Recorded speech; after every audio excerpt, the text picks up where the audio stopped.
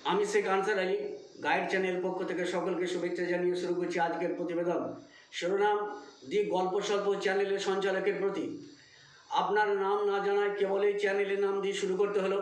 যা গত 9/3/2026 তারিখে তসলিমা নাসরিন সম্পর্কে নারী মুক্তি নাকি ধর্ম বিতর্ক, এই শিরোনামের প্রতিবেদনটা শুনছিলাম। সবটা না হলেও অবশ্য বলে রাখি, আপনার অনেক প্রতিবেদন শুনেছি, বাচনভঙ্গি, শব্দচয়ন এক কথায় আকর্ষণীয়। অবশ্য আকর্ষণীয় না বলে ঈর্ষণীয় বলাই ভালো। তবে যতটুকু শুনেছি তার সামগ্রী মূল্যায়ন না করে আপাতত একটা বাক্য নিয়ে শুরু করছি। ধর্ম মানুষের স্বাধীন অধিকার কেড়ে নেয়। তসলিমার এই বক্তব্যকে কেন্দ্র করে অনেক ইতিবাচক ব্যাখ্যা আপনি দিয়েছেন, যা আপনার অধিকারের মধ্যেই হয়তো পড়ে। তবে ধর্ম মানুষের স্বাধীন অধিকার কেড়ে নেয়, আমার মতো নগণ্য মানুষের চিন্তাধারায় সেটাই যথার্থ, সেটাই বাস্তব, সেটাই সত্য। রোগীর পুরো দায়িত্ব নিতে পারবে বলেই তো ডাক্তার। ডাক্তারের পুরো তত্ত্বাবধানে থাকতে হবে, নয় থাকতেই হবে। রোগী যদি বলে ওষুধ খাবো আর অধিকারের ডানায় ভর করে তেঁতুলো খাবো, এক্ষেত্রে ডাক্তার নমনীয় হলে বুঝে নিতে হবে তিনি নির্ভরযোগ্য ডাক্তার নন।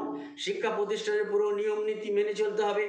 আমি তোমার যাবতীয় ভার বহন করতে সক্ষম, এই ঘোষণাই তো রাষ্ট্র কাঠামোর স্বাবলম্বিতার বহিঃপ্রকাশ। ধর্ম মানুষের ভালো মন্দ সুখ দুঃখের দায়ভার নিতে পারবে বলেই তো সে স্বাবলম্বী।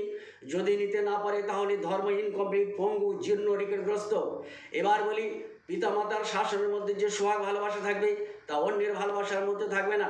আবারও বলছি, পিতামাতার শাসনের মধ্যে যে সোহাগ ভালোবাসা থাকবে তা অন্যের ভালোবাসার মধ্যে থাকবে না। ইসলাম ধর্মের প্রাণপুরুষ হযরত মুহাম্মদ সাল্লাল্লাহু আলাইহি ওয়াসাল্লামের কথা অস্বীকার করা তো দূরের কথা, সন্দেহ করলে সে আউট অফ সার্কেল। এটা তো স্বাবলম্বিতারই বহিঃপ্রকাশ, যোগ্য অভিভাবকত্বেরই বহিঃপ্রকাশ যোগ্য নেতৃত্ব। এবার আসছে ঘটনায়। এক ব্যক্তি কোনো মহিলাকে বিয়ের প্রস্তাব দিয়ে ব্যর্থ হলে নবী পাকের দ্বারস্থ হয়। নবী পাক ওই ব্যক্তির কথা অনুযায়ী ওই মহিলাকে ওই প্রস্তাব মেনে নিতে বললে মহিলার বক্তব্য ছিল, আমার দিল চায় না ওকে স্বামীরূপে গ্রহণ করতে, কিন্তু আপনার সুপারিশটা যদি আপনার হুকুম হয় তাহলে যেটা না করেছি সেটা কি হ্যাঁ করব। এই কথার উপর ভিত্তি করে বলি, গায়ের জামা কাপড় নয় যে পাল্টে নেবে, যাকে চিরসঙ্গী চিরকালের জন্য লাইফ পার্টনার বানাবে, ইচ্ছার বিরুদ্ধে হলেও তাকে গ্রহণ করতে দ্বিধাবোধ করবে না নবী পাকের হুকুমকে প্রাধান্য দিয়ে। যার মানসিক বিপ্লব ঘটল তার কথা বাদ রেখে বলি, যিনি ঘটালেন তিনি তো ঘোষণা দিতেই পারেন, আমার অনুশাসনের বাইরে গেলেই বিপদ। তবে এই ঘোষণা শাসানি নয়, বরং লুকিয়ে আছে যোগ্য নেতার বলিষ্ঠ পদক্ষেপ। অবশ্য তোমার কথা তোমার অন্তরকে গলাতে না পারলে অন্যের অন্তরকেও গলাতে পারবে না। দর্শন শাস্ত্রের এই কথাটার তাৎপর্য ব্যাখ্যা না করে ওই মহিলার কথায় ফিরে এসে বলি, হে নবী, আপনার সুপারিশটা যদি রায় হয় তাহলে আমারও তো রায় দেওয়ার এখতিয়ার আছে। উত্তরে নবী পাক বললেন, হুকুম নয়, এটা আমার রায়। প্রতিক্রিয়ায় মহিলা বললেন, ওই রায় মানব না। এই ঘটনার শুদ্ধই বলি, স্বামী বিবেকানন্দের পরস্পর বিরোধী কথা আমার ক্ষুদ্র নজরে এলো তাঁর একটা উদ্ধৃতি থেকে বলার চেষ্টা করছি। আরবের কোনো সুলতান ভারতে এসে যদি কোনো কৃতদাসকে কিনে নিয়ে যায় আর সে যদি যাতে মুসলমান হয়, সেই সঙ্গে উপযুক্ত যোগ্যতা থাকে, তাহলে কৃতদাস হয়েও সে সুলতানের কন্যাকে বিবাহ করতে পারে। এই অধিকার ধর্মই তাকে দিয়েছে।